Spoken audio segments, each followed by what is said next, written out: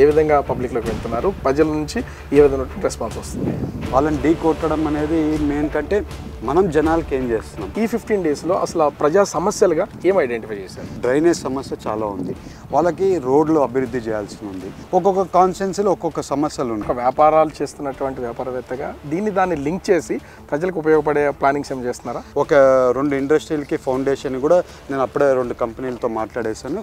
ఆ పోలవరం ప్రాజెక్ట్ విషయంలో కానీ పబ్లిక్ కానీ ఏ విధమైనటువంటి హామీ అవుతుంది? పోలవరం ప్రాజెక్ట్ కట్టి R&R ప్యాకేజ్లు ఇల్లులు కట్టాలి, అవన్నీ ఇవ్వాలంటే 60,000 కోట్లు రిక్వైర్మెంట్ ఉంది. ఎక్కువ ఆక్వా రైతులు అనేది చాలా సమస్యలు ఫేస్ చేస్తున్నారు. మేము వాళ్ళకి చెప్పేది ఏంటంటే యూనిట్కి మేము వచ్చిన లక్ష్యం ₹1 యూనిట్కి రేట్కి ఇస్తాం. 7 నియోజకవర్గాల పరిధిలో ఉన్నటువంటి ఎమ్మెల్యే అభ్యర్థుల్ని వాళ్ళు ఏమన్నా మీకు అక్కడ లోకల్ ఇష్యూస్ని ఏమన్నా రైజ్ చేస్తున్నారా? ఏదో ప్రోగ్రామ్ కండక్ట్ చేశాను, నా మీద కేసెస్. ఏంటండి జనాలు బతకనియరా? ఎన్డీఏ కూటమి వస్తే మనం ఇవన్నీ ప్రాజెక్టులు చేయగలుగుతాం. ఇది మీరు గెలవడం.